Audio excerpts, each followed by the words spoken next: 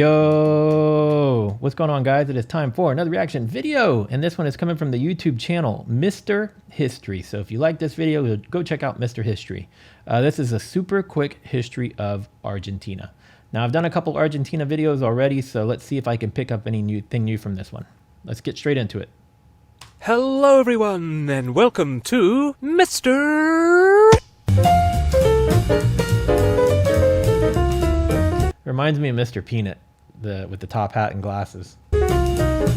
Here is South America, and this hefty chunk of it is Argentina. Now let's have a look-see, shall we? Historians tell us humans have lived in Argentina since Paleolithic times, or for many thousands of years. And back in those shadowy, unknowable days, people there painted silhouettes of their hands on cave walls by blowing pigments through pipes for some reason. Anyway, Argentina was never home to mighty empires like Peru, but rather various smallish separate tribes, some agrarian like the Huarpe, others hunter-gatherers like the Toba, and some with serious irrigation skills like the Diaguita. And so they lived and fought other tribes and themselves until, boom, here come the Spaniards. Initial Spanish exploration of the region from the sea occurred in the early 1500s. Early attempts at settling failed horribly via food shortages and attacks from natives. Italian explorer Sebastian Cabot reported the presence of silver there, and Argentina gets its name from the Latin word for silver. But it was largely concerns over Portugal's taking of Brazil that spurred Spanish conquest in Argentina. The 16th century was very busy with conquistadors like Diego de Almagro exploring and fighting and building settlements. Buenos Aires was properly established in 1580, and Spain introduced sheep and cows and horses to roam and flourish in the pampas, and with a lot of native manpower got the land up and running. Argentina was not immediately a colonial nation with an identity of its own, but instead became part of the Spanish Empire's massive province, the Viceroyalty of Peru, which was this big at its height.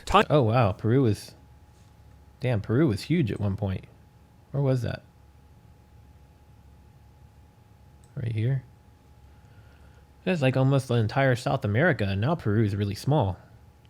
Was this big at its height. Times changed, as they always seem to do, and as the Peruvian mines declined, economics and so on altered, evidenced by Spain splitting the Viceroyalty and forming another one, the Viceroyalty of the Rio de la Plata, after the Plata River. Buenos Aires became more and more prominent, and ideas from Europe's Enlightenment, good and bad, began to influence people there. Then, without his government's permission, a British admiral attacked Buenos Aires, kindling a conflict that saw the Argentine people emerge victorious. Revolutionary zeal swept over the region, and when Napoleon defeated the mother country Spain, cries for independence echoed all across South America. Rising to the task was the masterful general José de San Martín, who liberated enormous portions of South America from Spanish rule. Independence was declared in 1816, but the political turbulence was far from over. After a war with Brazil, some order was restored by dictator Juan Manuel de Rosas. His terror-filled regime was eventually ousted by Justo José de Urquiza, who became the first president of the Argentine Republic. Then Paraguay invaded, and Argentina and its allies won. Then a vast area of Patagonia was conquered in the conquest of the desert, resulting in a massive addition of land for cattle grazing and farming. Argentina's economy subsequently boomed. By the early 20th century, Argentina was among the richest countries in the world. Millions of Europeans moved there. Then the Great Depression rocked the world, and Argentina entered a time called the infamous decade, an era of scandalous political corruption, coups, and monetary mismanagement. Then General Juan Perón came to power, a populist with immense support from the struggling farmers and industrial workers. A Catholic and a nationalist, he also championed and pushed numerous socialist causes, and his famous wife, former actress Eva, or Evita Perón, became the icon of social justice in Argentina.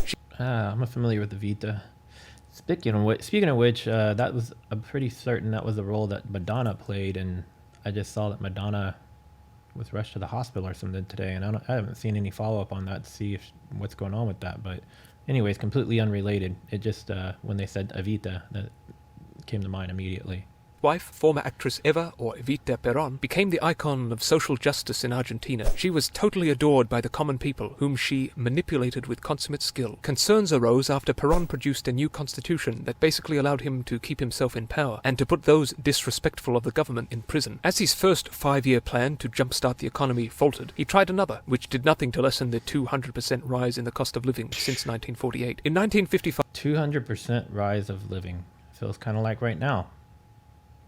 rise of cost of living. Which did nothing to lessen the 200% rise in the cost of living since 1948. In 1955, after a bloody rebellion, he resigned. This fellow took over for less than 2 months, as he was overthrown by this fellow. Elections later saw this chap in charge, who briefly brought some relief by taking out enormous loans. But he was unpopular, so he was succeeded by him, who was followed by him, who did his best but was kicked out by him, who was later kicked out by him, who was later kicked out by him, who lost the next election to a dentist, who quickly resigned to make room for Juan Perón again. Perón lived only a few months, and his third wife, Isabel, became president after him. She was a disaster. Cost of living went up by 335%, and strikes and demonstrations increased. And once again, the military took over. Jorge Videla became dictator, and in the context of the so-called Dirty War, made untold numbers of students and political opponents disappear, and not in the fun magician way either. He was succeeded by this guy, who was kicked out by this guy, who decided to take over the British-held Falkland Islands. In 10 weeks, the British military defeated Argentina and recaptured the islands, leaving the humiliated Argentine leader predictably removed from office. The economy finally began to heal in the early 1990s. Then the troubles returned. Then things became more stable under Nestor Kirchner, who was succeeded by his wife Cristina Fernandez, who ended up being indicted for corruption.